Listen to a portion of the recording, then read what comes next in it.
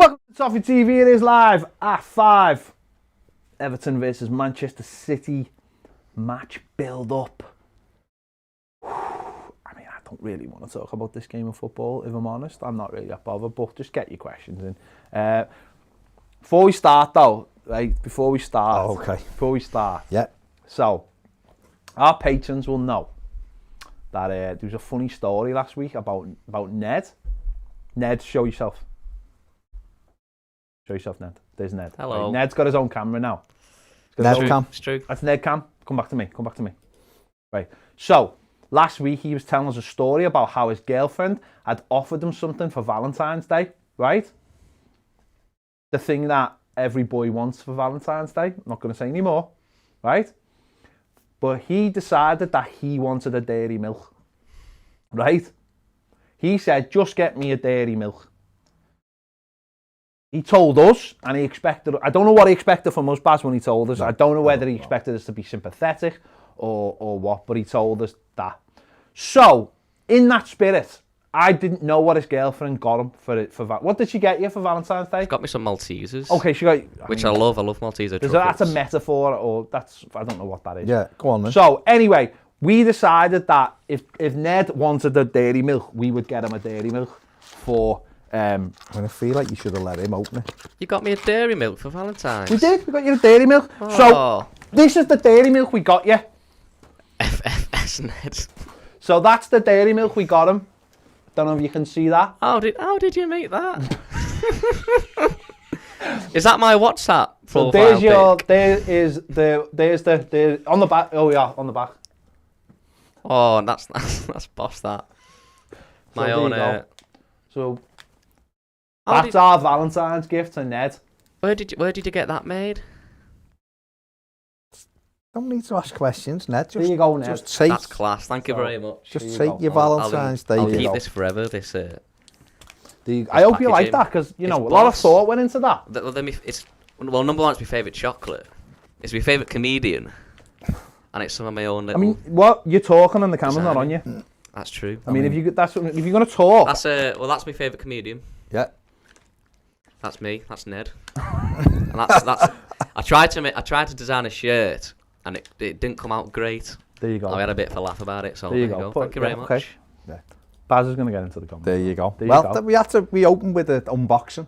It was an unboxing. Unboxing for Ned. I mean, yeah, leave it Boss there. Carlos in at number 1. Carlos has ousted Benjamin Fair. Oh, on our patron. Says, oh, hi Toffee TV, come on Blues tonight. Evan Fowles says, actually feeling somewhat optimistic today. You idiot. It'd be such an Everton thing to this season to lose to Fulham and get a result against City. But then again, I shouldn't get my hopes up.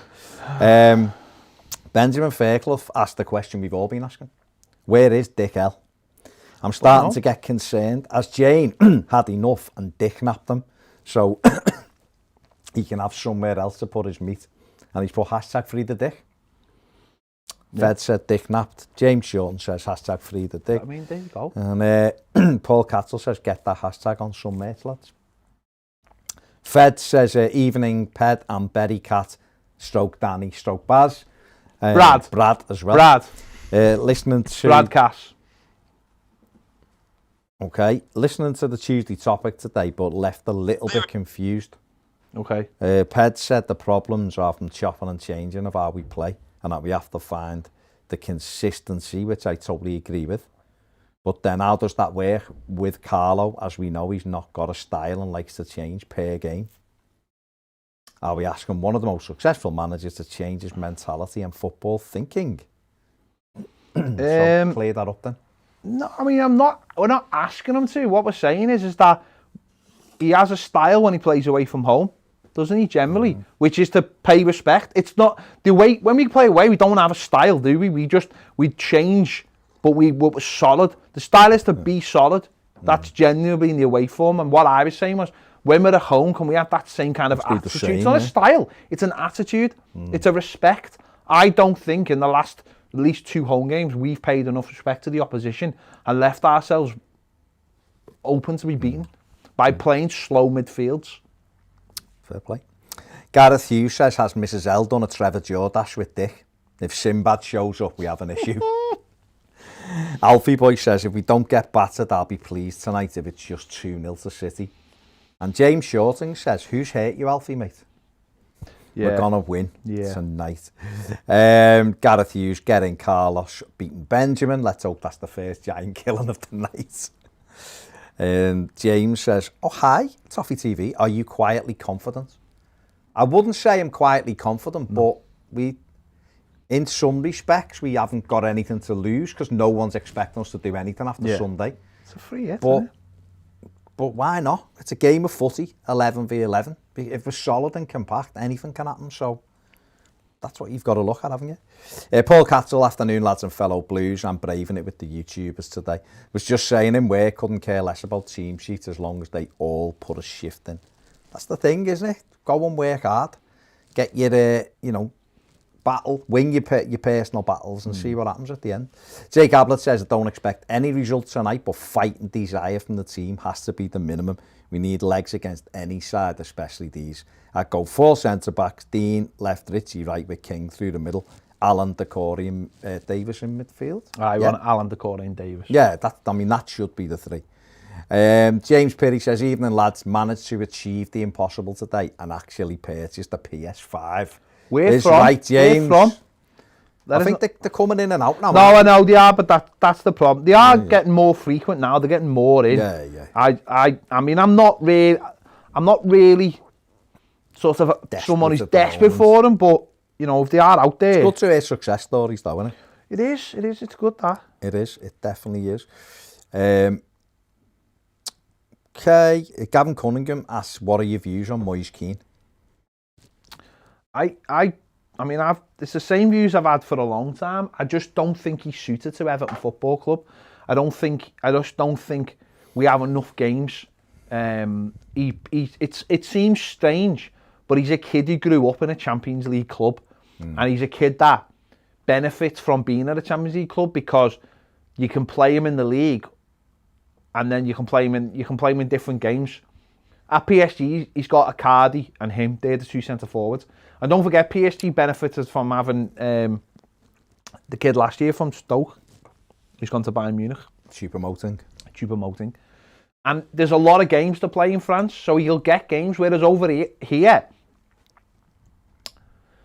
the irony is, in the last couple of months, he would have got games. Yeah, that's the irony. But he's I don't know how you can describe it but he needs to be at a club where you got a lot of games, and we just don't seem to have a lot of. He's also not quite the same as Dom, and we've seen that from the game on Sunday. The way we play needs a centre forward who can hold the ball up, and I don't think he can do that. I think he's a reactive centre forward who maybe can play wide, and that's great. But again, we what do we do at Everton? We don't have 3 players who are always high. We play with 3 up front and 2 of them are wingers. It doesn't make any sense at all. So for me, I'm glad he's doing what he's doing. I just don't think he suits Everton Football Club. And that's not his fault, by the way. And I don't think it's necessarily our fault. But I think he suits being at someone like Paris Saint-Germain. I think he suits being at a big club. And it's weird how it works out. I just hope that in the summer, we get a good amount of money for him. We get maybe 10 million more than we paid for him. And we can go and buy the kind of player we need. But good luck to the lad. Good luck. Fantastic to see him last night. I've got no issues with him. I've seen I've seen a few little memes and things today saying, going from this where it's like it's getting taken off by Duncan Ferguson and Old Trafford to scoring. But who's to say getting taken off by Duncan Ferguson and Old Trafford hasn't created the player that is scoring at the new camp?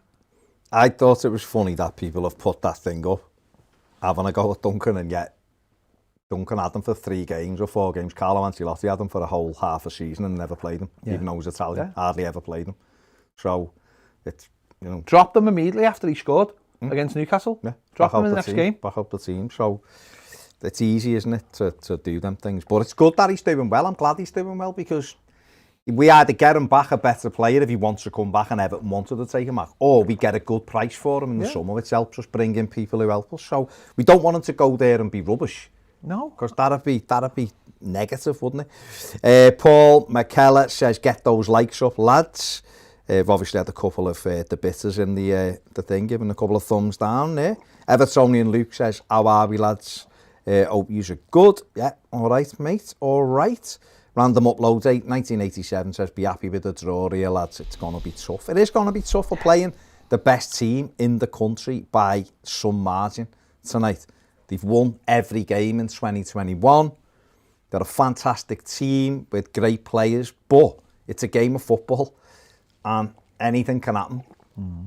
Yeah, if Man City play to their best of their ability, I'm sure they'll beat us, but who knows? If they drop a little bit and Everton battle and scrap for things, you can never... It's a game of footy. Fulham had never won a league game at Goodison Park. They'd lost 27 games on the run at Goodison, I think it was. They hadn't even got a point. And they come and won on Sunday night, and not many people would have had them down for beating Everton on Sunday. So anything can happen. Big Jan says, afternoon all, come on you Blues, can't wait, win this and it's all is good in the world. Terry McAllister says, Barry on. James Shorting says, Moyes Keane scoring and being on the big stage at the moment can only be a good thing. I know you both think we should sell him, which is understandable as why he'd want to stay. But could you ever see him returning to our front three and being part of the front three? Well, I don't know, is the real answer. It's, at the moment, you're having a look and going, why would he come back here? But the fact of the matter is, he's contracted to Everton Football Club for another 3.5 years. So, but he's also playing at the moment with Mbappe and Neymar. Well, he's not. But he is. But Neymar's with his mightn't be sister, his choice, might it? No, of course he won't. If someone doesn't come in with... Someone, PSG don't bid for him, or Juventus don't bid for him. He can't just leave the club. Everton, you know, sent him on loan for a reason. So yeah, he could easily come back. He got sent. Imagine he was sent. He's on loan and they won the Champions League. How incredible would that be? They could win it, couldn't they? Especially if they get Neymar back as well and he's in the mix, then they could easily. They've got Icardi, who's brilliant. They've got Mbappe, who's unbelievable. Moyes Keane's doing well. You've got Garner and Herrera and got a good side. So they definitely shouldn't be taking... You know, they were close to winning it last year. Beat by Bayern Munich, didn't they? Well, they were a centre forward away from winning exactly. It last year. So Joe Max says, hopefully Sophie isn't in the YouTube comments slagging off Sigurdsson. Sophie's entitled to her opinion. Evan Fowles says, I had an argument with this guy on social media before. Would you consider Serie A farmers league? Players like Smalling, Sanchez and Zappacosta seem to be good players there, and their highest average attendance was AC Milan, who had 30,000, while 8 teams are higher than that in the Premier League. Premier League's no more exciting than Italy, to be honest.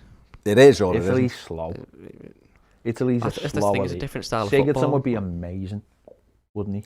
Yeah, it is. It's a slower paced, but I don't think it's... I think technically it's very good. Tactically it's very good. And I think the reason why those players do all right over there, people like Ashley Young and Victor Moses have gone and done all right there, is because it's a little bit slower. So the physical demands aren't quite the same. Yeah.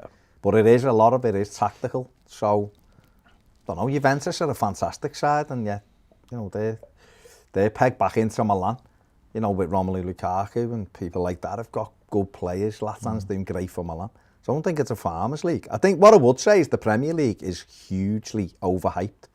Massively overhyped. The quality of football isn't very good in the Premier League. Man City aside. Especially this season when it's the 90th minute and a team's a goal behind and there's no crowd to up exactly. the tempo. It's like Sunday with Everton, just using Everton as the example from Sunday. We'd have gone 1-0 down. Our players wouldn't have been allowed to walk around that pitch the way they did with the crowd there. There's no way. The crowd would have been screaming and baying them on. And I know, listen, we've benefited from that being away and winning away games because the home team haven't been able to get rallied themselves. But that is what makes England, is the way the crowds are like hostile and the way the crowds are involved. But technically, Spain and Italy are far above England. And I think Germany just overall is a better league anyway. It's more exciting, I think. It's got a bit of everything. And Germany, when the crowds are in, more so, obviously. But it has got a bit of everything. I know Bayern Munich have had it all their own way recently. But they've had it all their own way everywhere. They've won every trophy. They've won everything. In that season, they won the World Club Championships as well. And why Bayern Munich have had it recently their own way as well is Dortmund have bottled it a few times when they've been in a great position, haven't they? A couple of years ago, Dortmund were 8 points clear or something in February. I mean, German league's interesting. We've just seen the kid from Leipzig, who's like, 22. He's leaving to go to Bayern Munich. and then Albert, who's older, is going to Real Madrid. It's like they don't ask about. They go out and get the best players, bring them in. Team like Leipzig don't cry, they go and get the next player. We don't necessarily do that in this country. It's always like get the best, get the best. That's I suppose got to start changing. But everyone wants to go to in Germany. Everyone wants to go to Bayern Munich. That's sort of like the difference, though, isn't it? They are huge. They are huge, aren't they? Josh Nakin says even the lads had to take a few days off after Fulham would be typical Everton to lose to those farmers and then get a result against the best team in the land. Big night for Josh King. I mean, on Josh King, do you think there's a chance he'll start tonight or not? Depends how fit he is, isn't it? I keep sharpness. He could, because I do think he's a lot closer to Dom in style than Richarlison is. I think it's got to be to do with the makeup of that midfield, though. That makeup of that midfield's it can't be anything like it was on Sunday. It just can't. It's got to have players you can get round the pitch, and I think I'd have Richarlison back on the left. I'd have Hammers on the right. I'd have King going through the middle, and I'd have Allen, Decore, and Tom Davies in midfield. I really would, and then the flat. So where would you have? I don't know. I'd have Richarlison on the left, Dean behind them, Godfrey on the other side, at right back, Mina, Keane, and Tom Davies. On midfield three, Tom Davies, Decore, and Allen. Yeah. Got to get that midfield sorted. Yeah, definitely. Mikey John says, when's Ned belting out some music again? I've got him penciled in for the end of the season, like an end of the season show. I've got him penciled in for some. I've got some ideas in my mind that I want him to work on. A couple of favourites that he can turn into his own. I want to hear him do. Don't You Worry Child by Swedish House Mafia. I do, genuinely I do. It's a great song that if you slow it down, I want you to learn that. Not a bad shout. It's a great shout. It's a Scouse classic, even though it's from Sweden. Steve Bamford says, all right, Baz, is there any reason, excuse me, why the club have yet to ban Bascombe, Joyce, Hunter, Pearce, Barrett, King and Andy Dunn from the club? Why? I'm still waiting. They shouldn't be anywhere near but why can you club. ban them? And why would you ban people like Andy Hunter? Andy Hunter's Andy Hunter, Evertonian. He's an Evertonian. You know as well, the others are Reds, Bascombe, Joyce, Pearce, Barrett. Pearce doesn't go to Everton. No, but he's a massive Red. No, he doesn't go to Dominic Everton. King, they are all Reds and bitters. You know that, and I know why he said Andy Hunter, because it appeared on our Twitter timeline. Did it? He wrote a piece yesterday about Pickford coming back, and it was like Pickford, and I had the picture of Pickford doing Van Dijk, and it said like Pickford who Kurt Van Dijk. But what you got to know about Andy Hunter? But because they don't reference it.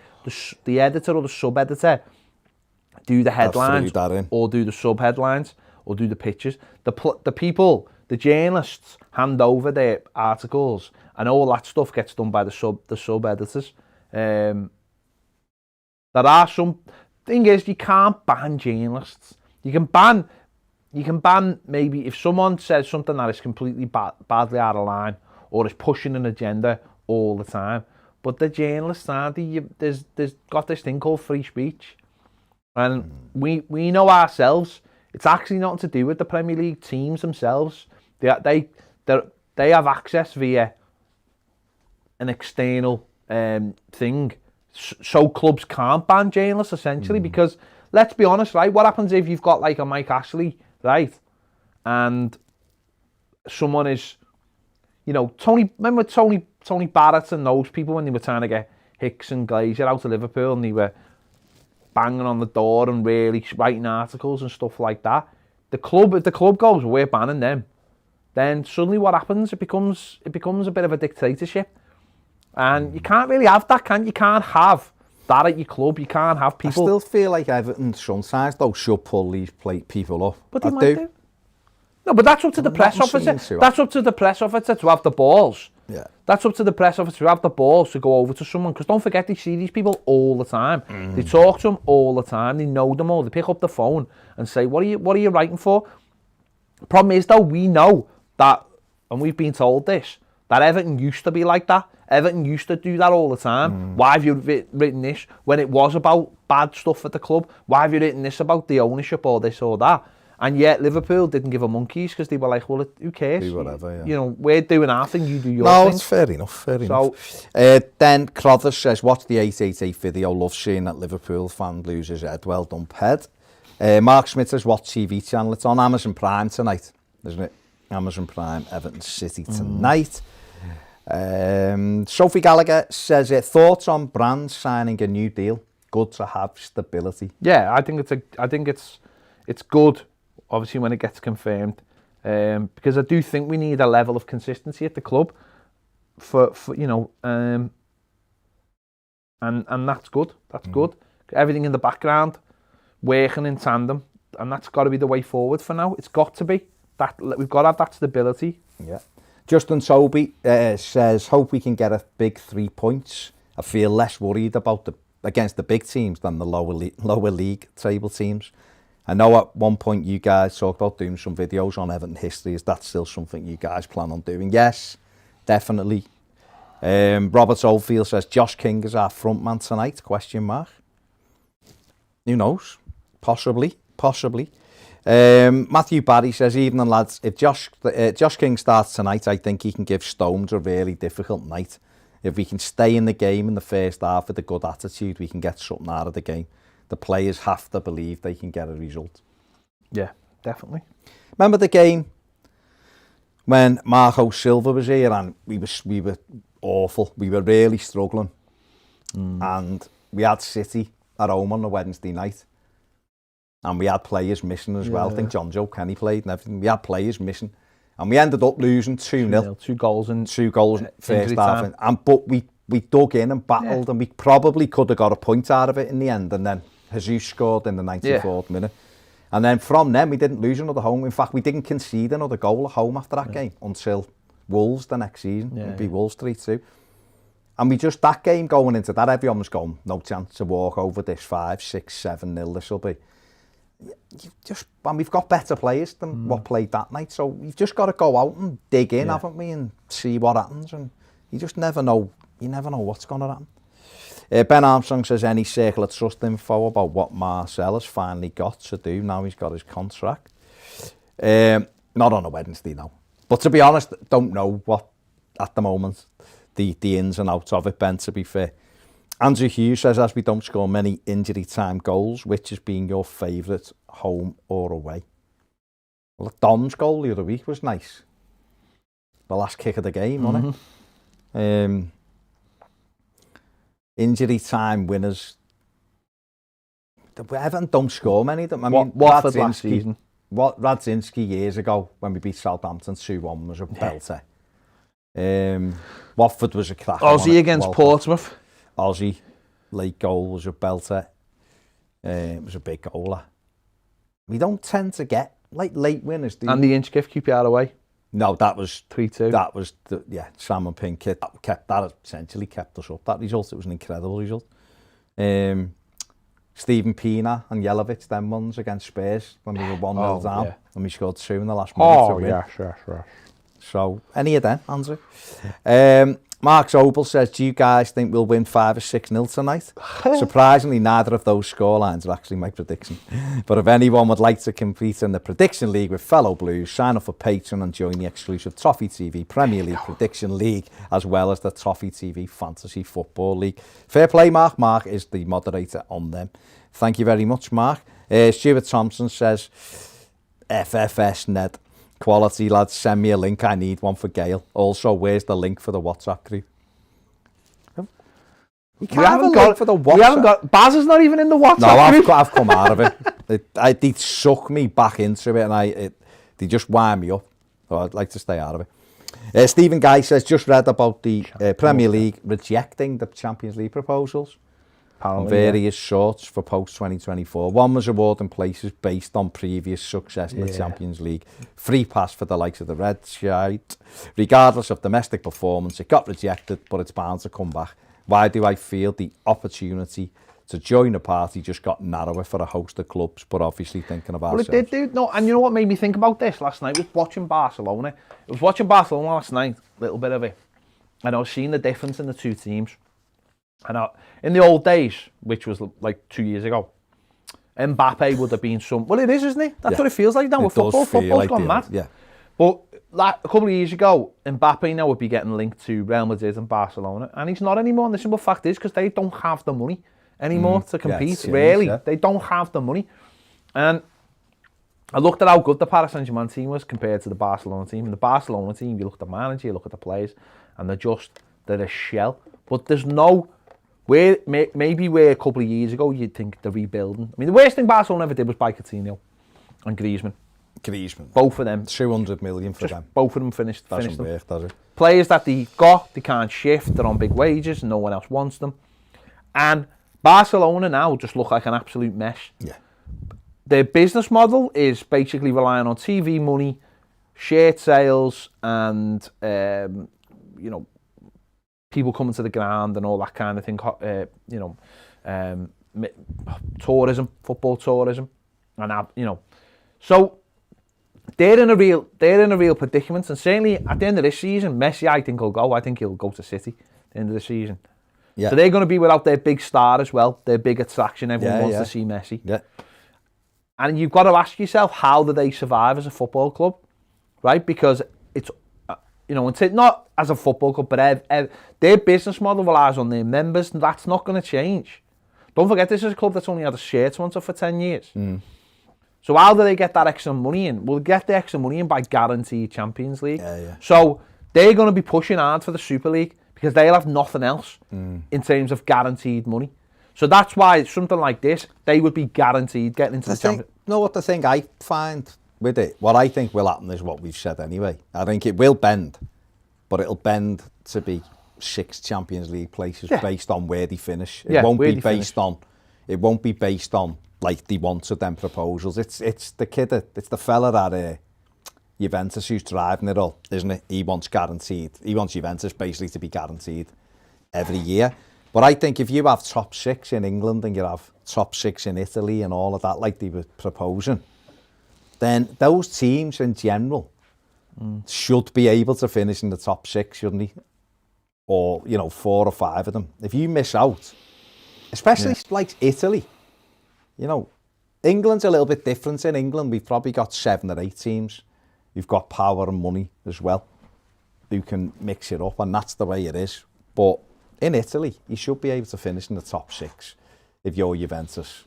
Yeah. Because of who you are and the brand and everything. Well, you'd expect the same with Barcelona. Should be able to finish in the top 6 in Spain.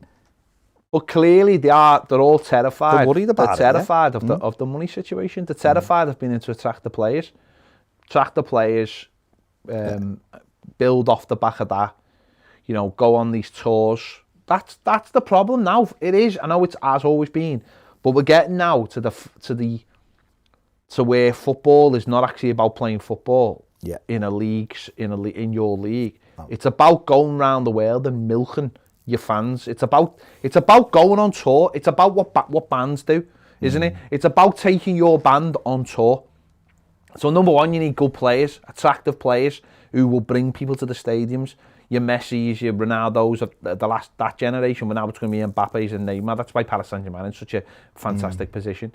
Bayern Munich are in a good position because they're just a great team.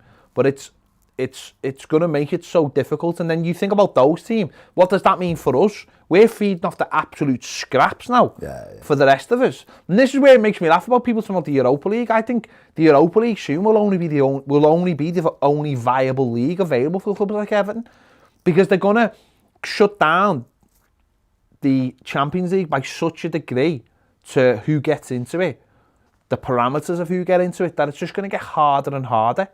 So when I hear people going, "Oh, we don't want the Europa League, it's a distraction," it might be the only thing available soon. Yeah, we'll have to wait and see. Interesting, very interesting. Jason Sharp says, Ped and Baz, any chance of a shout out to my wife, Jen Smart, so I can get a day off watching YouTube without a headache? Hello, Jen. Hope you're well.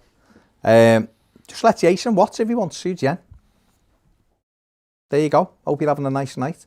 Where are we? Jenny Radcliffe says, struggling to find a way to win this, lads. Hoping the season don't fall apart during the next 2 games. Whatever, we'll always be behind the Blues. Yeah, we can't listen to 2 big games and the 2 very tough games, but the way I look at it is, after these 2 games, then they're out the way, aren't they? And we there's other games for us to win. That's not saying Everton could quite easily come out of this with no points or 6 points, just depending on how it goes for them. But even if we were to win these 2 games, it wouldn't mean, oh, that's it, we're sorted now for the rest of the season, because Fulham have just turned up and beat us. So at the moment, I think every game just has to be taken on its own merit, because I don't think you can even plan ahead. I look at our home games, and bar this one tonight, we should win all of them. Maybe Spurs is a tough one, but there are other ones after that. We should be beating all of those teams comfortably at home, all of them. And yet you look at them and go, me and Ned were talking about it on Monday, and it was like, look at all these points we can get. And it was like, yeah, but they're the games that we're worried about at the moment, playing Sheffield United at home and people like that, when really we should be capable of rolling them over quite comfortably. We would if there was crowd in there. We'd win. I think if Everton had crowd in, they'd win most of those home games. 14 points out of 11 games at home. That's it. 23 out of the same away. What were you saying to me? 5 goals after the first... after the derby, we've scored 16 goals at home, and the first 3 games was 11 goals. We scored 9 in the first 2. Yeah. Or did we? Yeah, we did. We did, yeah. West Brom, Brighton, and then 2 against Liverpool. Yeah. And since then, we've scored 5 goals, haven't we? So since October, we've scored 5 goals at home. I don't think we've scored since... at home since Arsenal, have we? Leicester, we scored. Leicester, yeah. Hammers. But yeah, we've only scored one goal. We've not won since Arsenal, have we, though? We scored 1 goal at Goodison since the Arsenal game in 4 league games. It feels forever ago. And that's just embarrassing to me. Embarrassing. Jonathan Ryan says, hi lads, you both doing okay? Yes, thank you, Jonathan. JP Jedi and EP Kitty Cat Toffee says, is this the FA Cup? Please reply. No, it's the Premier League game. FA Cup is March the 20th against Manchester City at 5:30. It's on a Saturday. Stephen Williams says you can get a free Amazon Prime trial for the month. I got it last night. Go on your account, then to the Prime section. Of course, then you can watch the game tonight. Evan Wood says, would you rather win the FA Cup or European football? Well, if we won the FA Cup, Evan, we'd be in Europe, wouldn't we? So that would be a nice way. I think you maybe mean or qualify through your league position for Europe. Winning the Cup would be if you offered me 6th or you offered me 8th with the FA Cup, I would take 8th with the FA Cup every day of the week for the simple reason that we'd have that trophy. But I do believe that your league placing shows more where you're going, more progress where you are in, because it's over the course of a season, isn't it? Where are we? True Colours says, what are your sizes, lads? I've got some True Colour goodies for you to wear. Well, mine's extra large. I'm medium. Ped's XL. But nice one, mate. Nice one. Make sure you hit that like button, especially patrons, if you watch on YouTube. Hit the like button. You know the script. You know it helps the video. Just do it. 660 people watching. Gareth Hughes says, lemon and sugar for me on the pancakes. I've always have ingredients from pancakes at home, and they're virtually identical to Yorkshire pudding recipe.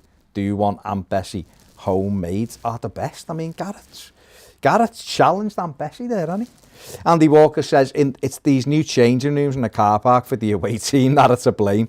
They're obviously too nice. We should make them change at Southport's ground and have to walk to Goodison. # free the dick. Where is the dick, man? See that catching on. Jay Fairden says, my mate got a PS5 from Argos today. Been trying for months. I know a lot of people are waiting, but I've heard that the component shortage causing the problem isn't going away for a while, so you might be struggling for a bit. AJ No says, what were you saying the other day, Ped, about there being more dangerous viruses in the future? I mean, is this the right show for that? You and your virus. No, there will be. It is true, though. There will be, of course there will be. It'll mutate. This will mutate. It's called global warming. But you've got to get ahead of it. You've got, get ahead of it. But listen, we're doing it to ourselves. Destroying forests, we're destroying habitat for animals, so therefore animals are coming in contact with humans. Where the global climate change means frost is melting, unleashing all kinds. This is Earth's revenge. That's what it is. Earth's revenge. Fair play. Fair enough.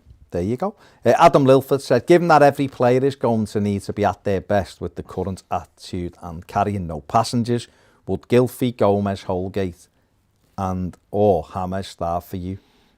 Or should tonight be more about effort and commitment? It should be about effort and commitment every game. I think it's quite clear now that Gylfi, Sigurdsson and James Rodriguez really can't play in the team together, and Andre Gomez. There's not enough drive, there's not enough weight, there's not enough legs. You need legs in football. If you haven't got them, then...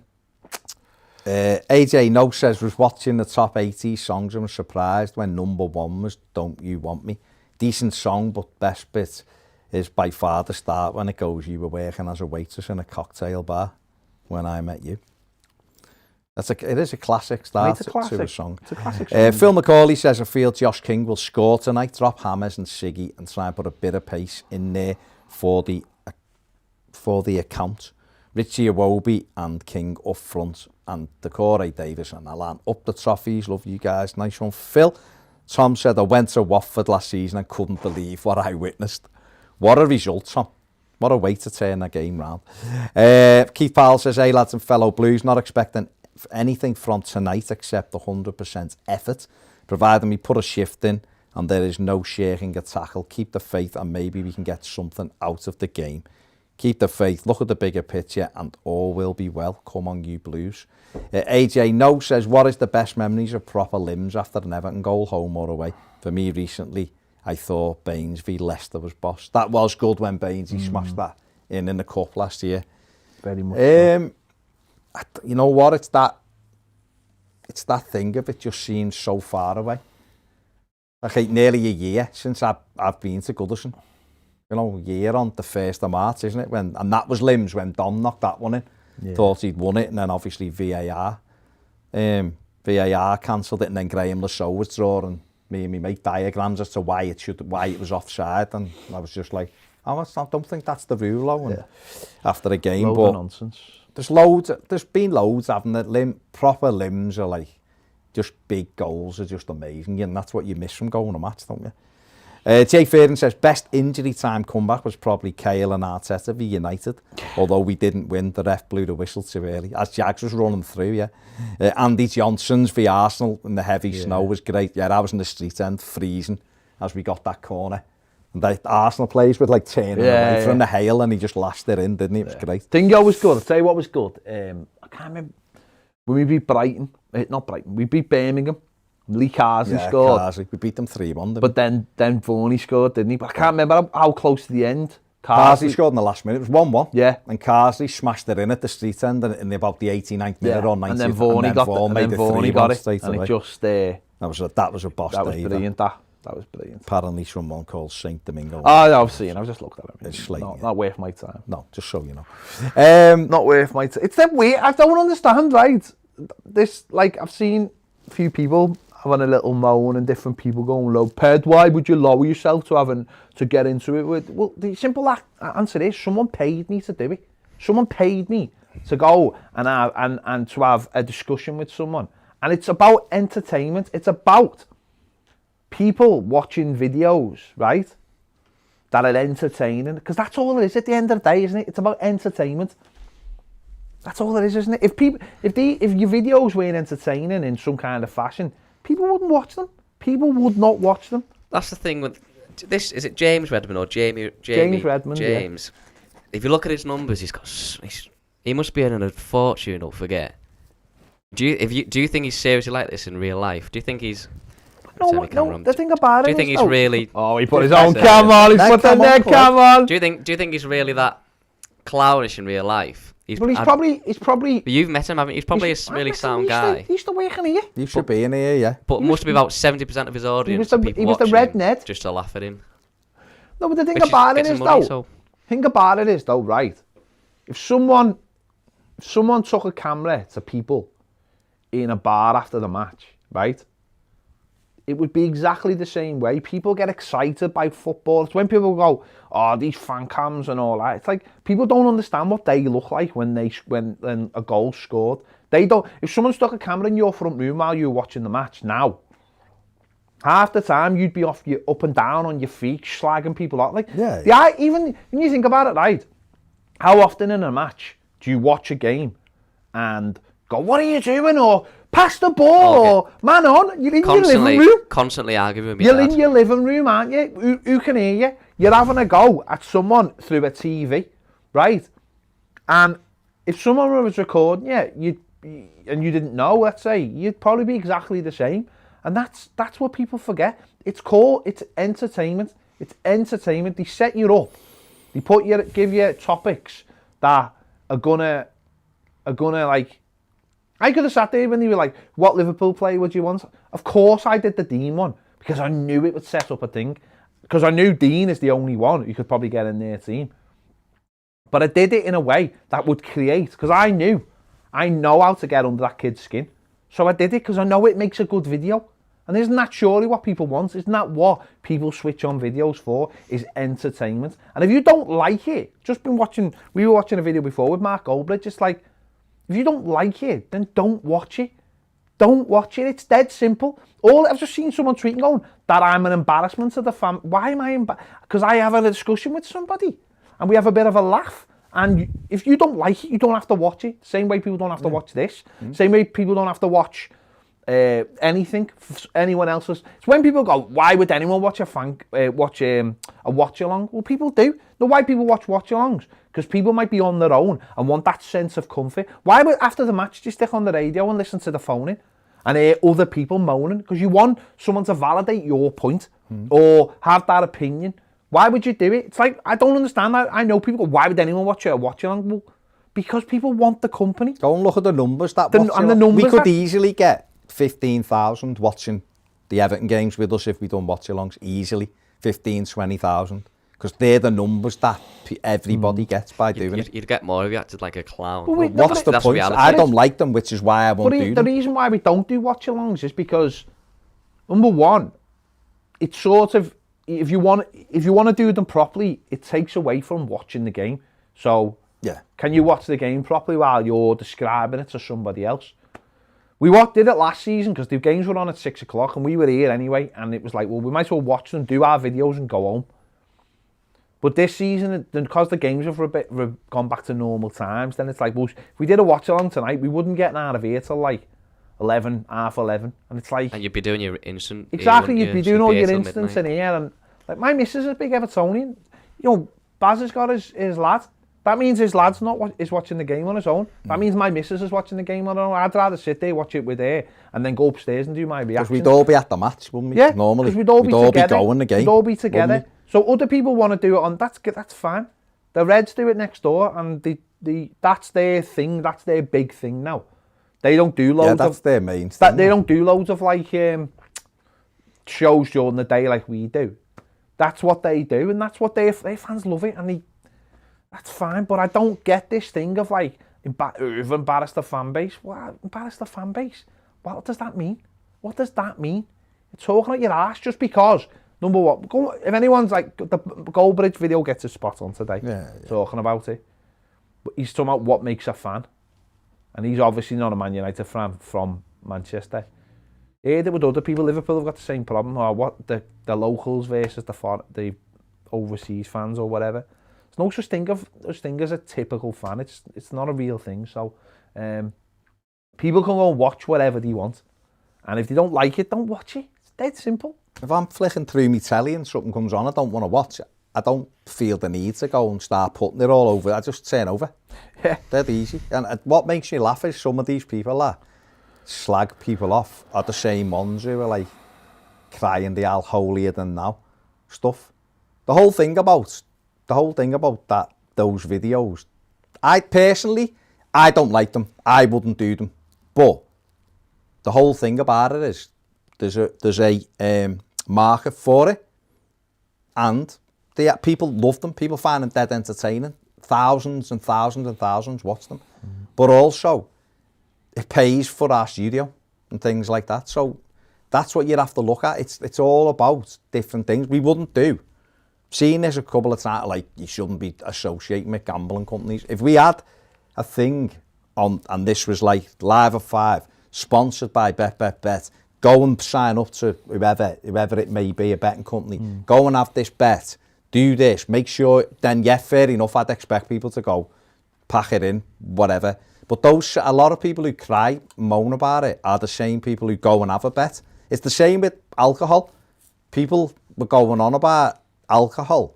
Yet, I've worked in social care for 11 years. Alcohol is a killer, 30-40%. Go and spend any time in hospital. The majority of the hospital are there due to alcohol-related illnesses. Me being a social worker, so I'll be honest with you, alcohol and drugs, I might have seen 2 or 3 gambling things in my 11, 12 years of being a social worker. And yet, 70%, 80% of the stuff I saw were related to drugs and alcohol. And yet, these people, mild enough, are the same people who go and have a bevy, go and get canned, go and take a white line on a Saturday night, and yet they're quoting holier than thou opinions on what other people should be doing. Each to their own. If you don't like anything, don't watch it. If you don't like this, don't watch it. That's fine. I'm not saying this is for everyone, because it isn't. Watch-alongs, I personally don't get a watch-along, because I'd rather watch the match myself. Yeah. But I understand for all of those reasons, like you've just said, some people might be sat, especially at this time. Yeah. This time, the way the world is, might be sat in their flat or their house or whatever, on their own, want to be with other Evertonians, Liverpoolians, Man United, whoever it may be, and want to listen to other people ranting and raving about the things they're seeing as well. They might enjoy that. I wouldn't put it on and watch it. I wouldn't do it. We done it last year and I didn't like it. I couldn't concentrate on what I was seeing. I like to watch Everton and consume myself in the game and have a look at the way the players and see what patterns are being formed and who's doing what. That's how I like to do it. That's how I personally watch it. Other people can go the game and talk, but it's around me, people having full conversations, and I'm just like, I'm focused on what's happening. Even when the ball's out of play, where's the centre-backs move to? What's that striker doing while the play's down the other end of the pitch? Is he moving? Is he looking for a little yard over his shoulder? Can he get away? Other people are chatting. Last night I was with some bird and I'm thinking, you're at them, or people will come in and they'll sit down and 10 minutes later. I walked out because she got out her William Hill app, and I said, no love, I'm going. I cannot be doing with that. Even people who want to do that, fine. If that's what you want to do, fine. But I'm not going to go on Twitter going, you shouldn't have a bevy, you're a disgrace. You shouldn't be having a line at Charlie, you're a disgrace. Blah, de, blah. People come to match, sit in front of me, stand up after 15 minutes, go out, come back in. Go out 5 minutes before the half to have a pint. Come back in 10 minutes into the second half. Get off with 20 minutes to go. They're like that. That's up to them, isn't it? It's not what I do. So I think there is a little bit too much at the moment, just with everything, of people forcing what you should do on you. And I've seen people saying, oh, it's this and it's that, you shouldn't do this, you shouldn't do that. And then you scroll down their Twitter timeline and they're calling other people, they're calling them all sorts of words, effing and jeffing, slagging him off. And then it's like, oh, be kind. And you're like, your timeline, mate, makes you bipolar, because you're quoting one thing while doing 15 other things. So I just think it is what it is. You can't please everybody, and that's the way it is. You look like you were going to say something, Ned. That's why I stopped. It's just embracing everything you were saying. No, but it is what it is, isn't it? Jaden Katrina says, I can't believe I'm more confident in beating Man United than West Brom now. Meg versus Jake says, hey lads, I love you and I love your vids and starting 11 predictions. Can I get a hi, Jacob, please? Do you think Everton will finish top 4 this season? Hello, Jacob. Are you all right? Do I think Everton will finish top 4 this season? No.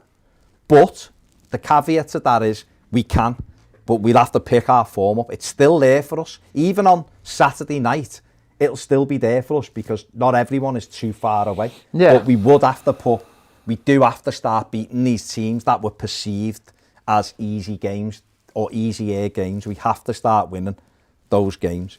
Then Derek Polahonki says, hey boys, who's at the top of your summer wish list?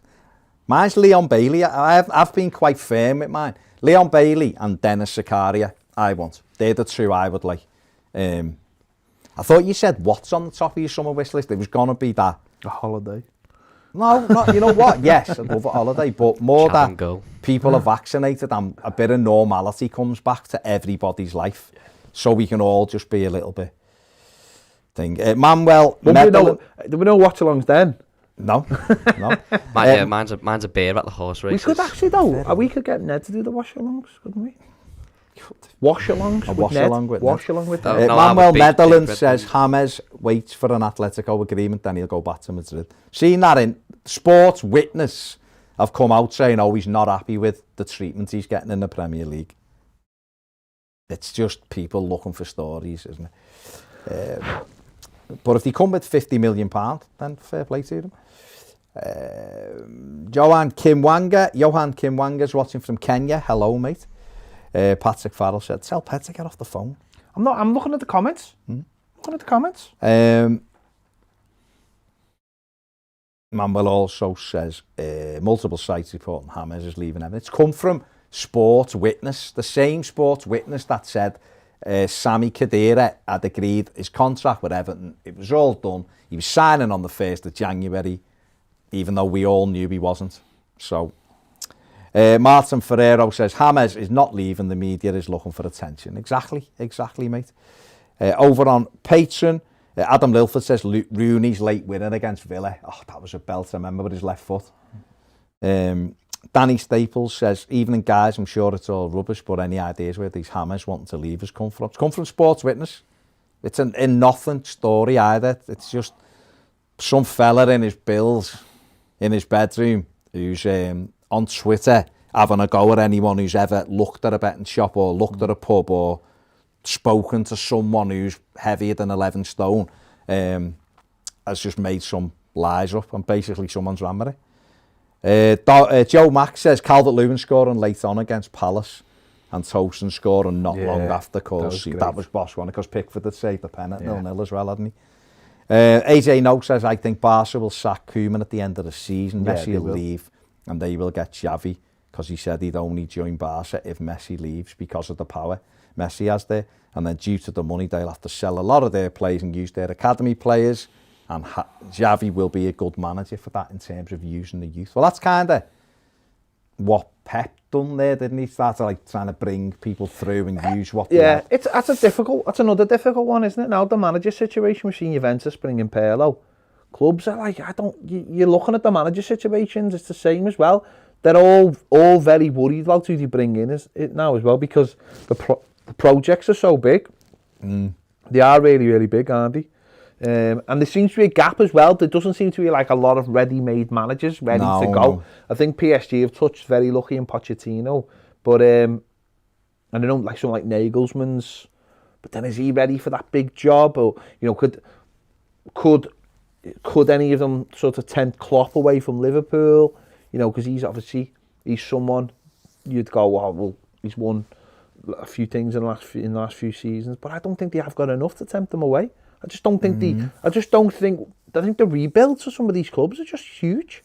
Yeah, when you're looking at managers now, obviously Pep's at City, so you're not getting him out of there. Klopp is at Liverpool, and I think if he leaves Liverpool, he'll have a break before he does anything.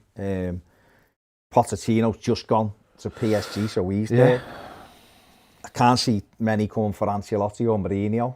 I think they're all right where they are. You know what I'm surprised at? Allegri. Yeah.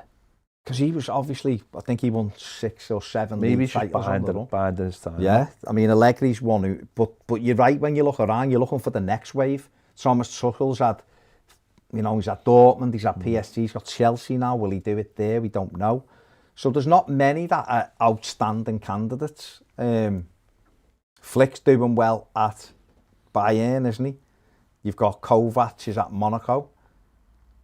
So Nagelsmann's the next one who you look at and go, potentially he could be kind of like the next one. You've got Gallardo, of course, who was linked heavily with Everton before Ancelotti took, who was at River Plate. So Some of them, but you're right, there's not a plethora of managers who are all rated top class. No, there's a real lot. Who people can get. And I think there's only really probably at the moment unattached Allegri and Benitez.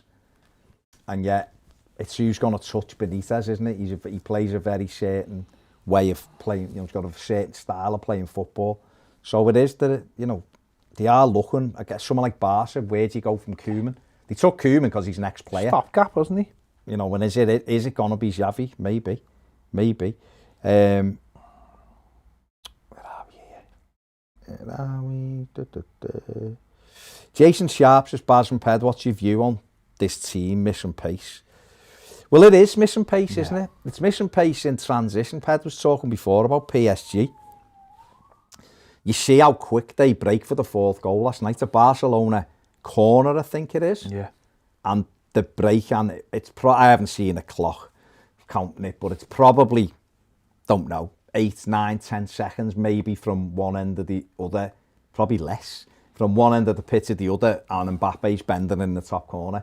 And it's that quickness to just go bum, bum, bum, and you're away in goal. And Everton have shown it a couple of times this season. Brighton with the core, when we broke out, and kill that game off. But we haven't got an outball. We haven't got someone from wide areas who can get in behind. And that to me is the issue. And also the mobility in the centre of the park. We've got Andre Gomez, who's comfortable and in possession. We've got Gylfi Sigurdsson, who is capable of creating something. And we've got James Rodriguez, who's obviously is unbelievable talent. But those three players aren't quick.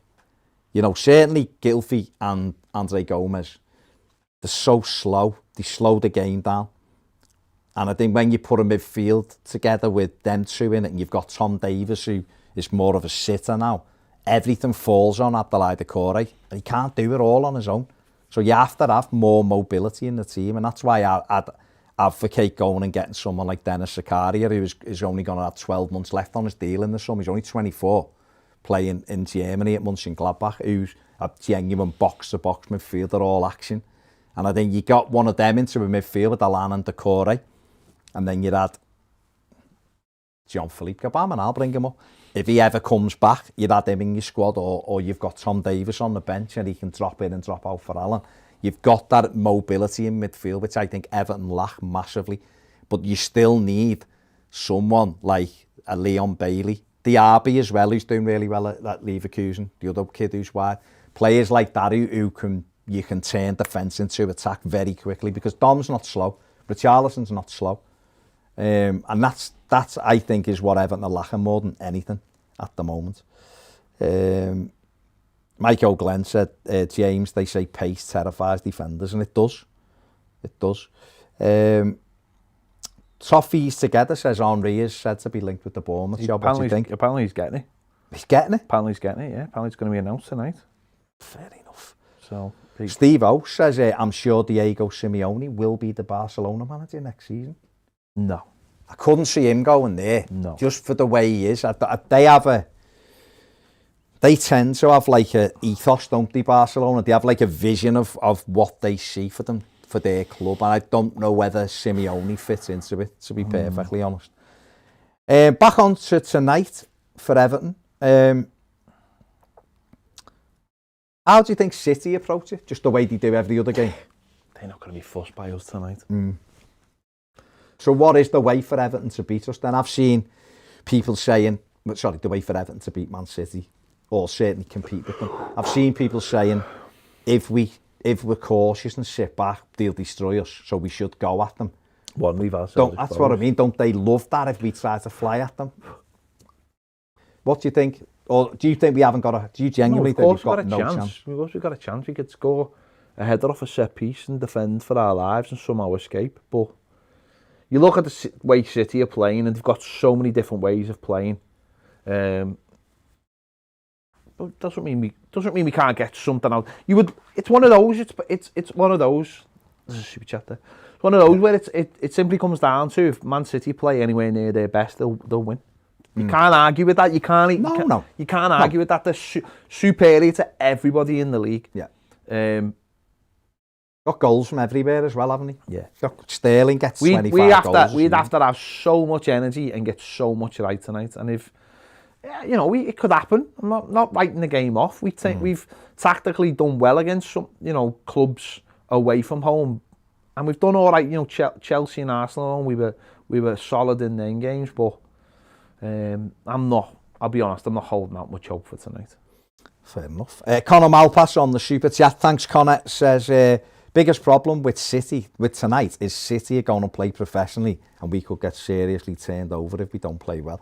Yeah, I don't think anyone would disagree with that, Connor. City will be, for them, winning tonight would give them they'd have one hand on the Premier League title, I think, if they won tonight. If they won tonight, yeah. There's a big gap opening up there and they're in a great rhythm.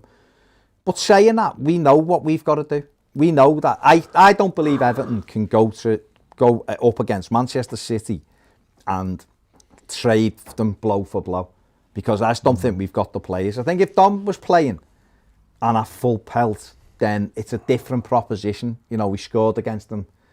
He's got a decent record against them in terms of getting goals. He's a threat in the air. He's a threat on the turn. But we haven't got him, and we have to readapt that. And we have to stay in the game. For me, that's the only way we can do it. Now, does that mean just kicking everything clear and it being a constant barrage of, possession, 85% Man City, and us just kicking it anywhere and hoping for the best? I don't know.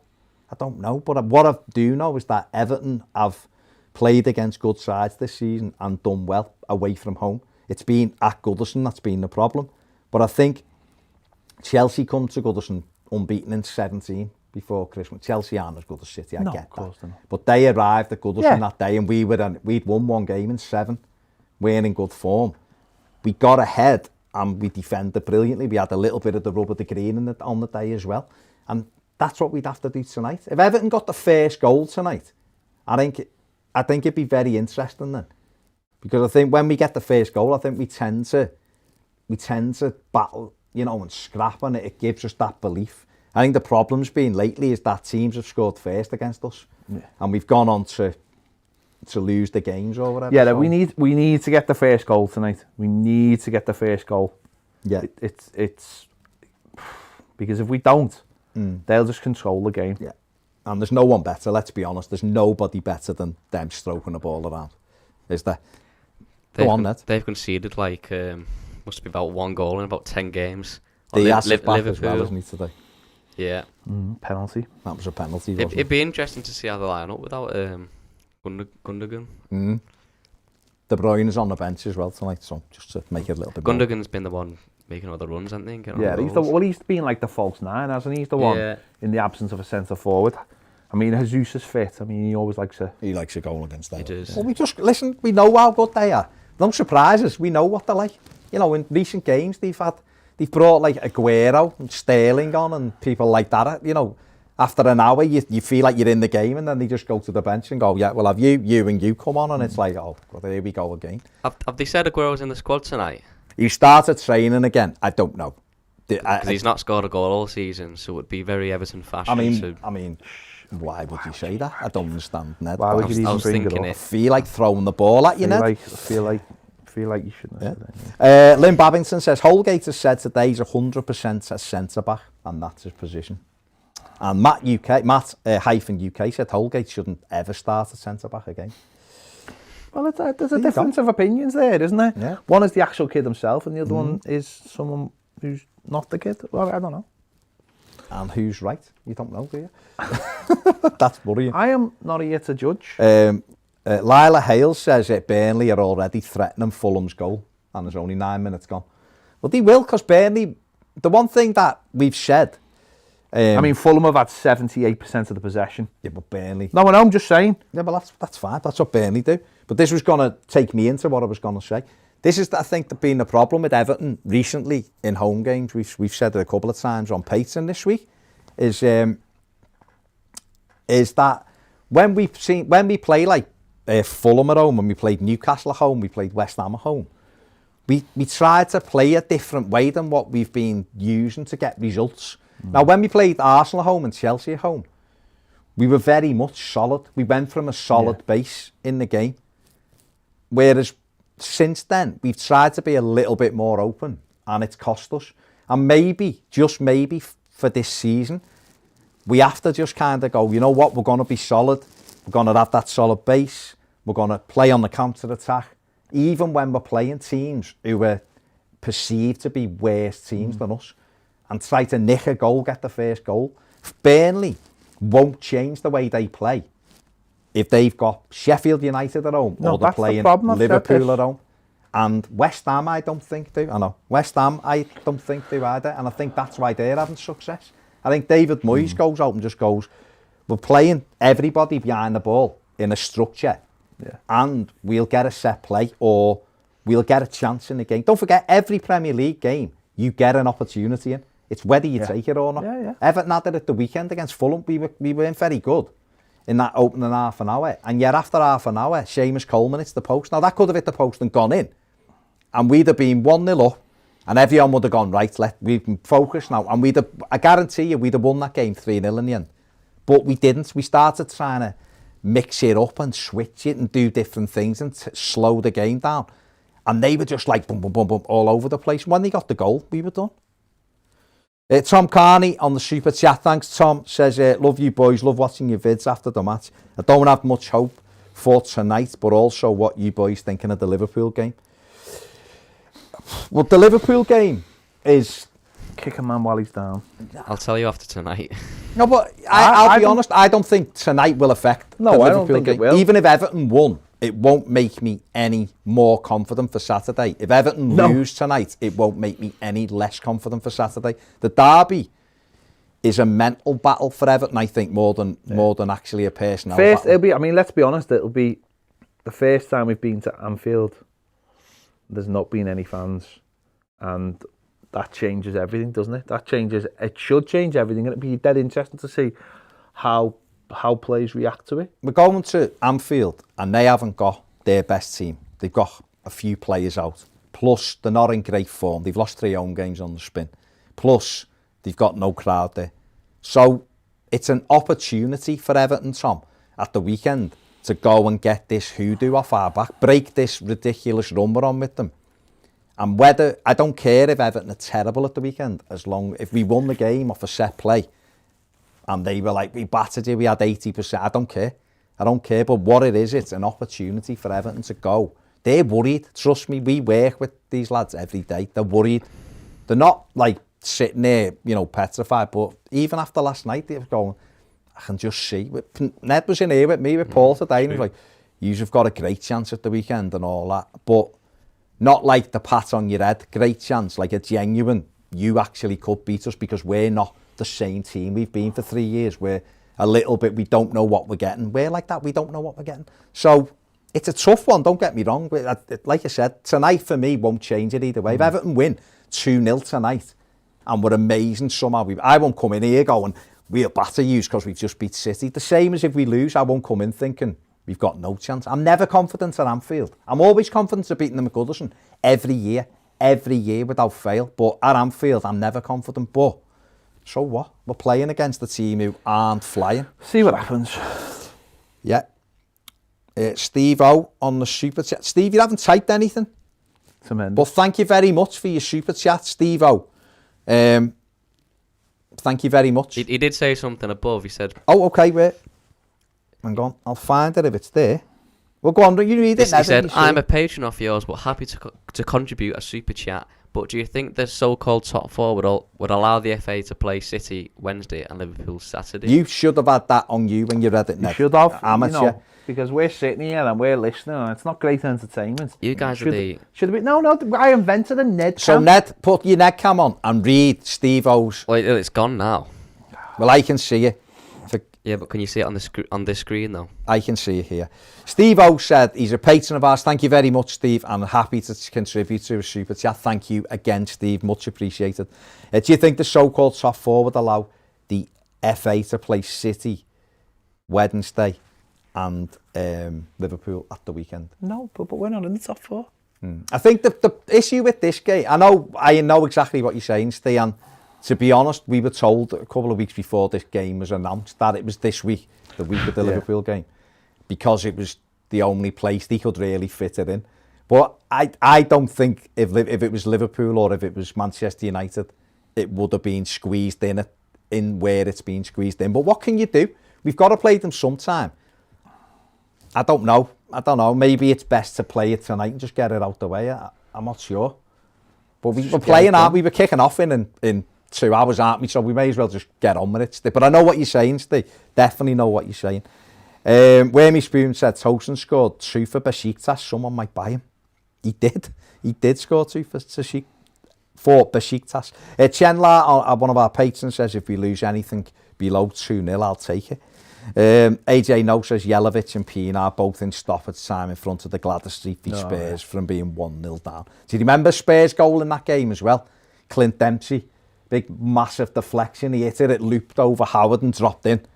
And it was like, we played really well actually, and they broke and scored, and it was like, oh, here we go. And then those last 2 goals were amazing. I'll tell you one which I wasn't at the game. It was one of the few years I didn't go to Stamford Bridge because I went to Chelsea about 9 times out of 10. And I think the one I didn't go to was when Timmy scored the bicycle kick. And that was about 87 minutes, 88 minutes. Via some weird... It was on a Sunday, I think, because we were in the Europa League, weren't we? And it wasn't like there was games getting televised all over the place.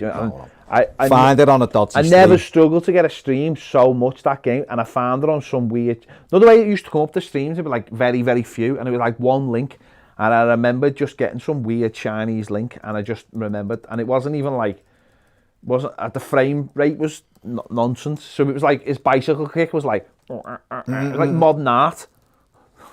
Unbelievable. I've got a super chat if you want me to. Go on, Ned, come on. Tom Carney says, nice one, lads, but Ned, get How big's your head in that shot? Well, I told you to just move let back. him read the super it's gonna chat. go now. Go on. Nice one, lads. But Ned, get your grid on the Ned cam more often. It's a lovely contribution. There you go. That But makes me feel a bit more comfortable. Nice one, Tom. Move back a bit. If you move back a bit, you'll look even better, Ned. See? And we can still hear you. Further back. Move your chair further back. We can still hear you, Ned. And then you can bring the mic. See, look how lovely, look how nicely framed that is now. You've got the nice look how set nicely there. framed. Sound like I'm in a. Well, then move the mic. Oh my God! Honest to God. It won't go that far. It will. Look, It will. look. There you go. There you go. That's plenty. That's perfect. That's perfect. Perfect. All you need now is Ed the Duck. Yeah. Well in, Ned. Nice one, Tom. Appreciated. Ben Armstrong says Liverpool are interested in Zakaria. Be some sign for them. He would be, mate. He's brilliant. Dennis Zakaria. He's absolutely brilliant. Phil McCauley says if it's on Amazon, chance Big Kev or Leon. Get both on half time. Ozzy knows how to score a cracker against them. AJ No says Barca will be able to get Javi cheaper than all of those other managers. Spot on, mate. Michael Woods says, lads, after that crap performance, at the weekend I needed to pick me up, but Red Dead 2 on Monday and I've just started the Mary mission in the city. Quality game. What a game. No good for sleep patterns though. Hope we've got that bus what a game. set up the box before kick-off.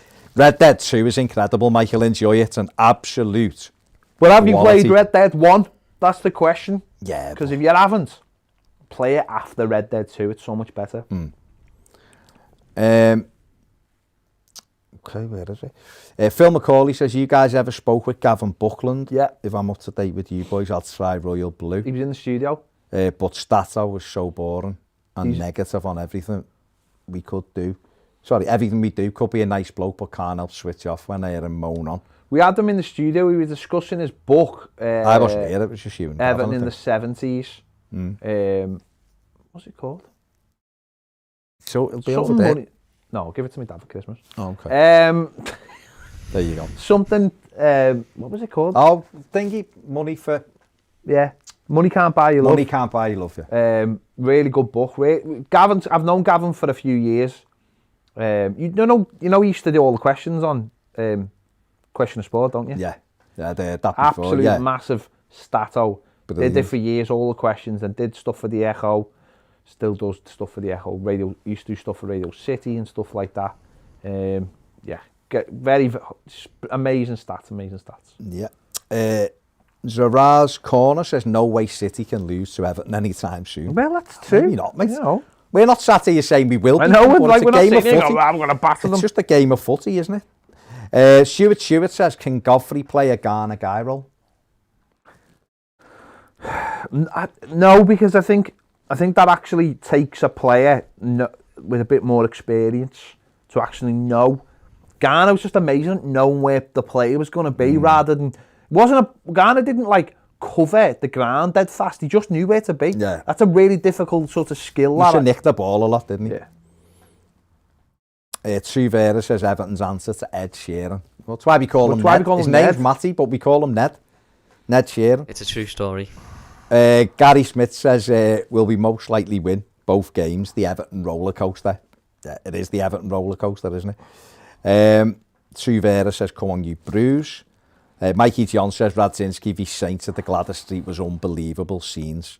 Absolutely right.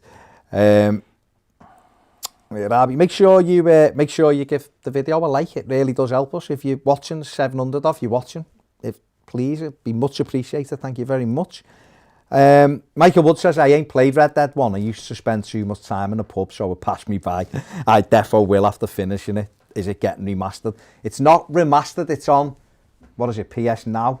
Is it? Yeah, it's not on remastered. That, so you kind of stream it, Michael. It is good once I've only played a bit of it. I'm bigging it up, but I know that Ped went on about. That was amazing. I played it the first time, right close to the end. But it's amazing because when you play, but if you play it again, you won't. It's because it came out first, but Red Dead 2 is actually the prequel, isn't it? So Red Dead 2 is the story that Red Dead 1 goes into. So they've actually made Red Dead 2 off the backstory. Yeah. So if you play it second and you're playing as John Marsden and stuff like that, you start to understand it just makes the first game better, and the second game is better because all these little things that they talk about, you've done them. You know what happened with all these characters. So I just thought it was brilliant. I mean, of course, graphically it's not as good, but Ped. Hello. Imagine they were hang on. There we go. There you go. Imagine they were to make a Red Dead Redemption 3. Yeah. I was thinking this the other day. How would they integrate that story into another? Because I was thinking, imagine if they did Micah and Dutch's story. What they could do is maybe focus on. See, you've got a character from. I don't want to. But there's a character from Red Dead 2, right, who goes away and isn't featured in Red Dead 1, right? A female character, right? No, yeah. So she could be, and she could have a new game, couldn't she? Right? So she could have a game that brings other people who didn't really come into, who maybe had minor parts in Red Dead 1, who were in Red Dead 2, right? And they could, and because that character you've just mentioned, and I don't want to mention, is a likable character, and also he's got that, because she's a female, it opens up a new world, and I really like that. Some woman's just walked in. Well, I don't know why you're looking at me. Because she knocked and I'm talking, and I thought you could deal with the woman who's just walked in. I don't know who it is. Oh, might be one of the cleaners, I don't know. Maybe that may be who it is.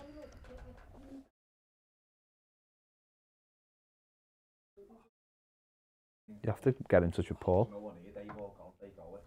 Well, I was thinking, well, do you know how they do? It starts off, they've just recovered from this big score in Blackwater. Yeah. I was thinking, imagine they did how the gang got together. So Arthur's a young lad, and then it ends on that big score in Blackwater. Maybe. So Red Dead 3 would be a prequel to Red Dead 2. It'll be a prequel of a prequel. Yeah. Okay. It'll be a threequel.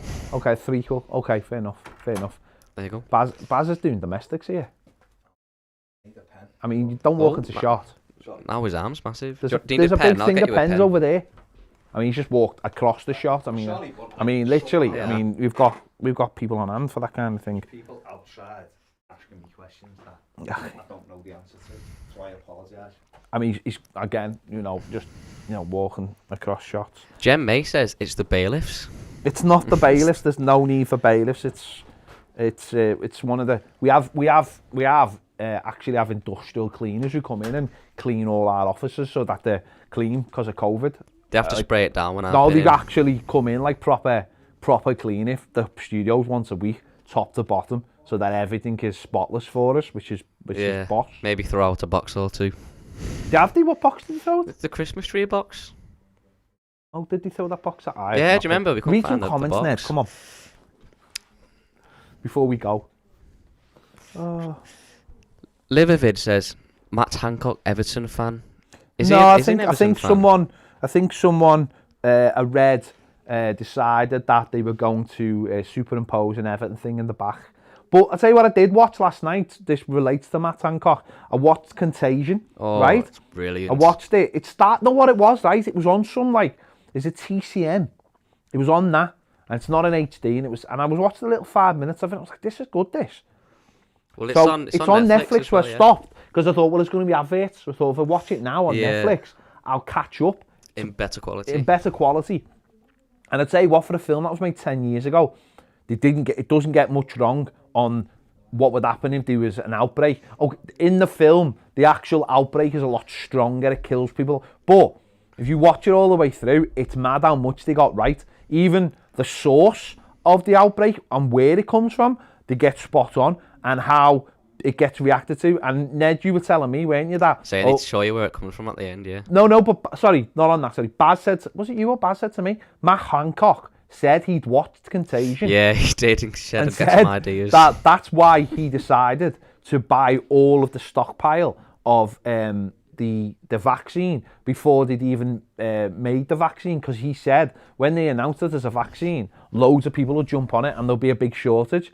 So a film from 10 years ago made by the same fellow who made Ocean's 11 has meant that this country's got loads of vaccines. I think that's quite incredible. But it's a good film. If you haven't seen it, the thing about it is it's not gory or nothing, and it's not... It's just... And actually now that we're at the sort of towards the end, not the end, we're at the beginning of the end, aren't we? No, we're at the end of the beginning, right? And I was just been saying, the people who come in do a great job. So because we're at a stage now where we've got the vaccine and people are starting to get the vaccine, then it is a good chance. Someone said to me last night that they watched Contagion 10 days into the lockdown. Now, would have just... I watched I Am Legend. No, you can't watch Iron Legend. I can't watch Iron Legend at any time because of Samantha. Oh, yeah. No, I can't. Oh, it's really sad. Mate, sorry. Once there's an act on a dog... I can never... Marley and me can never be watched again. Yeah. Never, ever be watched again. Never. And I went to pictures to see that, and I had to... My missus was just in bits when that was on in the cinema. So, but no, you could watch Contagion quite happily now, so I think Baz should watch it. But 10 days into it last year? No, sorry. It's interesting that, obviously, you've watched it for the first time, being in the pandemic itself. Yeah. But see, I watched it when it came out, and when you watched it when it's you've never experienced. I never experienced. Whoa, hang on. You watched it when you were 10. 11, yeah, 10, 11. Okay. But it's interesting that I might have watched it when I was a bit older. I don't know if I watched it when it came out, but I watched it pre-pandemic. Came out in 2011. Well, yeah. Well, it's interesting that if you watch it pre-pandemic, then you're thinking this film's... It's horrid. Imagine if this actually happened in real life. But now you're watching it, you watch it going, he's not wearing his mask properly. What you're basically saying is one day we can all switch on like Deep Impact and Armageddon. Yeah, exactly. And just go, this is normal. Yeah, it wasn't that bad. Wasn't that bad? Yeah, okay. Okay, parts of America have gone, and okay, or I don't know whether you'd ever put it on and go, it wasn't that bad. I don't. Or The Walking Dead, you might put Walking Dead on. He's not wearing his mask in the superstore. He's going to turn into a zombie. Does anyone? I have this thing now. I watch things and I go, when they're all hugging and stuff, and you go, it is. Weird. Yeah, you can't do that. Our doorbell went the other night, and everyone went, who's that? That went out, and it was Amazon, but it was like. Bell doesn't ring because no one goes anywhere, do they? That's weird. I do still find it funny. But then on the flip side of that, I watch programs and it's like when you watch something like, I don't know, whether EastEnders is on or something that they're making now, and you're like, what are you doing? You can't do that. You can't. Why haven't you got a mask on? What are they all doing in the pub? Why are they all in the pub? But that's my reaction. It's like, why is the pub open in EastEnders? You know what's going on, and it's like, and then they'll go, this, or like Casualty, this program has done artistic license with the mask wearing. It's like, you can't do that. You're not hospital. But anyway. Hilarious. Absolutely. Right, come on, what else is going on before we go?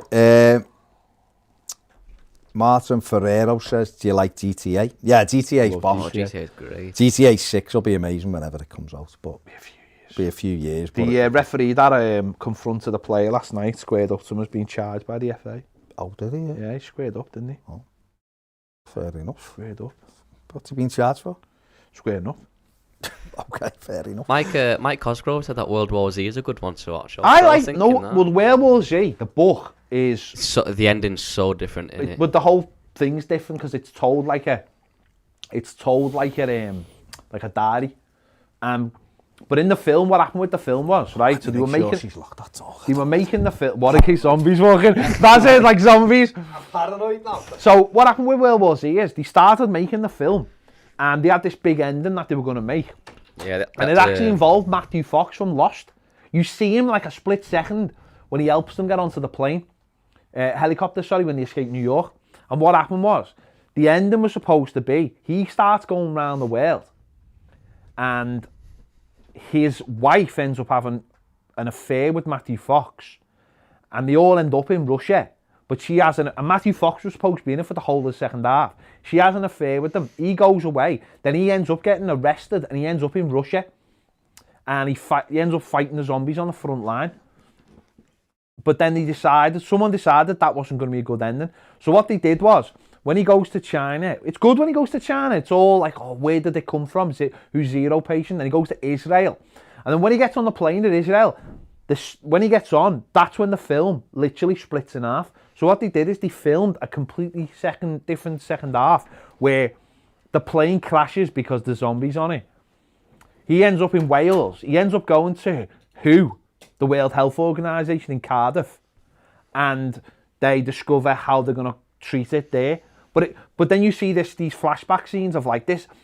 They fought it in Russia, and those scenes of him in Russia were supposed to be a big part of the film. And Mathew was supposed to have an affair with his wife, and they ripped it all up and started again because they just couldn't figure out how to end the film. And that's why it's like it's like a weird film. First half's all mad and fun, and the second half's just like going to Wales. Well, I remember someone saying that's why, because they had limited time and limited budget to film a new ending. That's why the ending was so. There was a few, like it was all in one set. It was boring. It was one set, and with like. It was so calm compared to like. But you know the fella in it, everything. One of the doctors in it who ended up playing Doctor Who. Yeah. Well, his title in it was Who Doctor, and then he played Doctor Who. Just throwing that out there. Nice. Paul Callow says watching people hugging now is strange. Yeah. It's watching an old footy match and the keeper picks up a back pass. Yeah, yeah, good point. Andy Walker says he's bad talking to Dick L's wife at the door. Bet she's brought a ransom note. She's got a picture of him holding the newspaper. No, it's Dick with a stick with a bag on the end. He's like Dick with a stick with a bag on the end? I mean... Like Alex Peake said, my wife and I watched Pandemic during week 1 of lockdown. We are essential workers and weren't able to stay at home. We had to work in public and masks were unavailable. It was terrifying and cathartic at the same time. Owen Brown says, top stuff guys as always. Did you have to circle of trust on brands? Do you see the stat on Mina? Not won a Premier League game without Yerry Mina this season. Isn't he a liability and always injury prone and everything else? Apparently. Mini Cute says, bring Moise Keane back.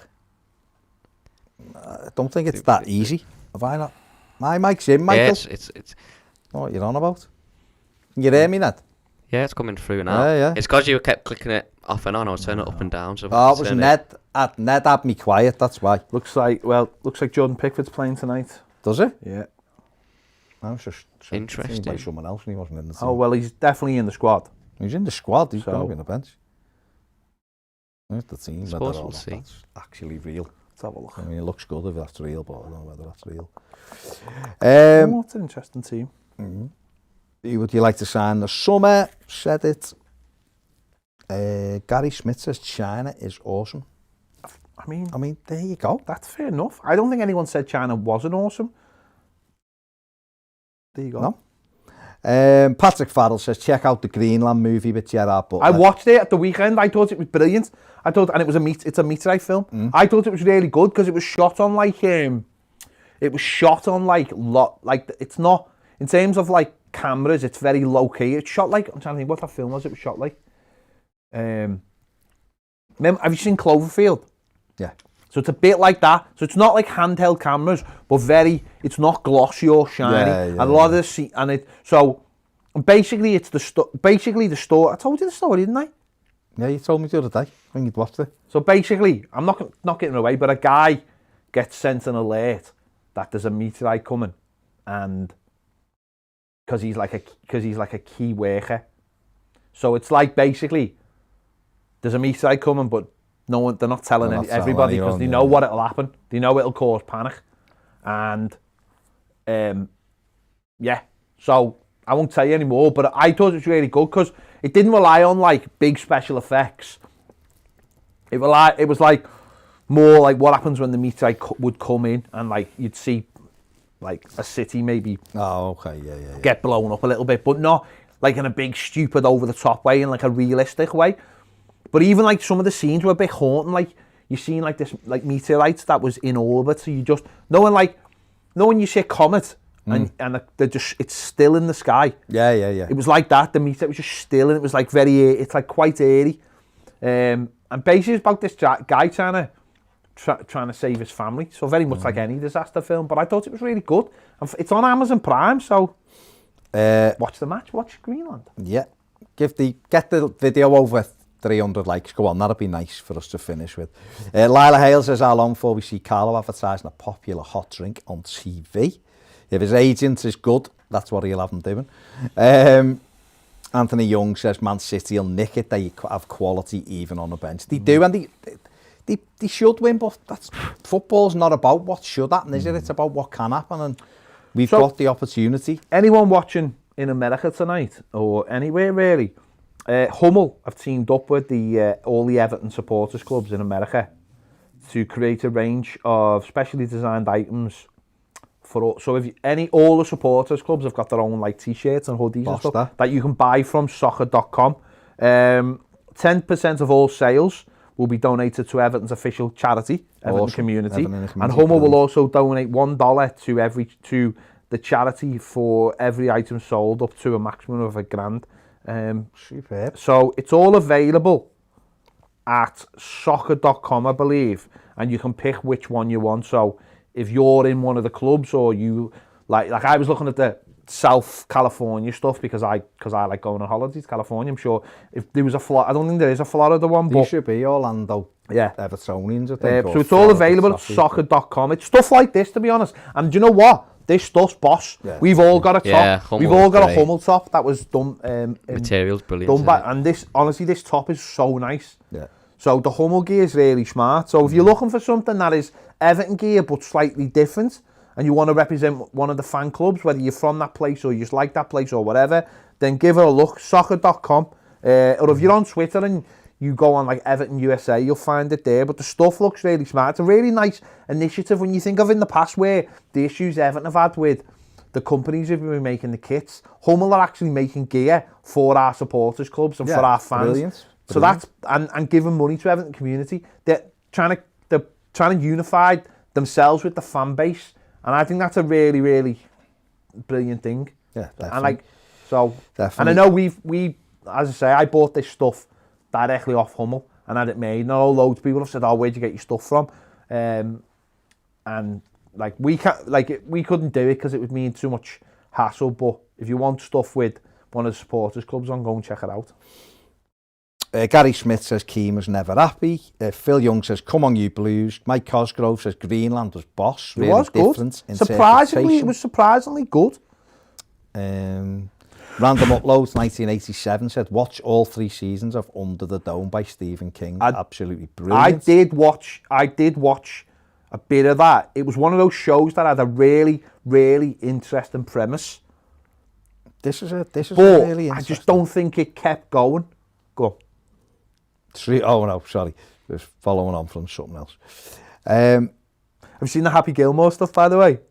No. So Happy Gilmore's 25 years old. So Happy Gilmore so Adam Sandler done a video of him doing the swing at a golf course, and then the guy who plays Shooter McGavin done one back in the character, but it was brilliant. It was brilliant because Adam Sandler didn't do it as Adam, like as Happy Gilmore. He just did it as himself. But the guy did Shooter McGavin as Shooter McGavin. It's a brilliant video. It's online.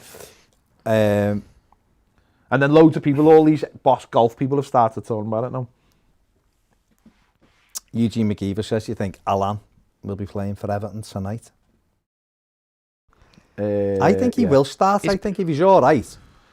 He's been training for I think he'll play. For a while now. Last of the Corinthians, 1878, has got the Carlo book, Baz Goodreads so far. Yeah, it's boss, isn't it? Quiet leadership. It is really good. It's a good insight into how he works. I really enjoyed it. Harry Wiseman says King or Xerxes. Well, we've got King, haven't we? So King Xerxes. Wasn't that the fella in 300? King Isn't that who Gerard Butler Xerxes. played in 300? King Xerxes. I can't remember. I've not watched it for years. Lynn Babington says he's watching so. Breaking Bad for the first time this month. He just watched it. Yeah, it's brilliant, Breaking Bad. Yeah. Unbelievable. True Blue said Breaking Bad is sick. Sick, man.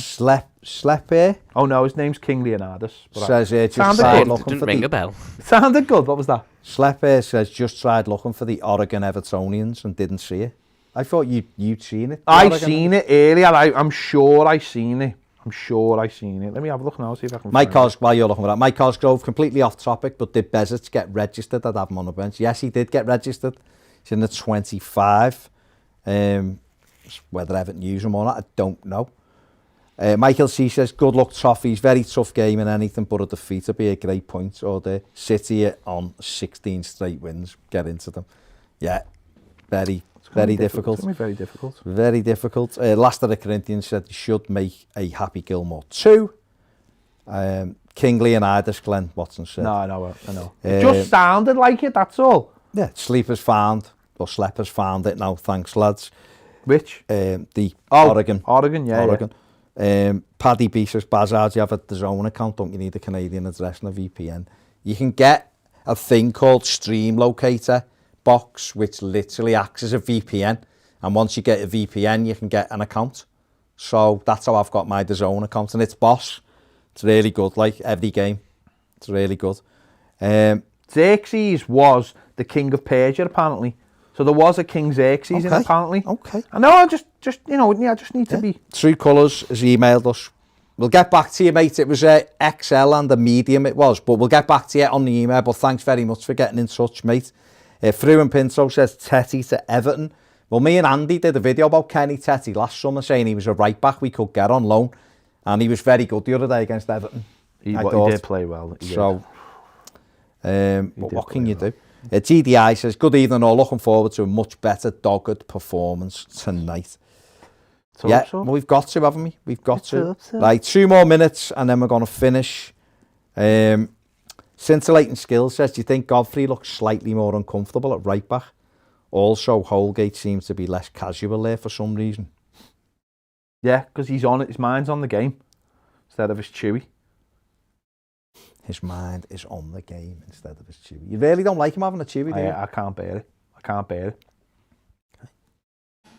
I don't understand why I'd want one in when you're playing. I know, I just can't bear it. No, I'm just saying. To me, it makes him look stupid for a start. Walking out with Chewy in his mouth, playing footy. It just makes him look stupid. And I just can't see how he can be fully concentrating on a game of football when he's got a Chewy in his mouth. Okay. Blue Maniac says, are you guys getting a new stadium? Well, it's looking more and more likely. The council have basically have said they're going to approve it. There's a meeting on the 23rd. And then once it gets past there, it'll go to national government where they'll make a decision, which will probably be yes, but it might get called in. If it's called in, it'll take a bit longer. But yeah, it looks like we're going to. Patrick Farrell says, been watching Schitt's Creek on Netflix. Very good. Yeah, I've watched the first series of it. It is funny, like. Okay. Lynn says Holgate's mum needs to have a word with him over the Chewy. Definitely.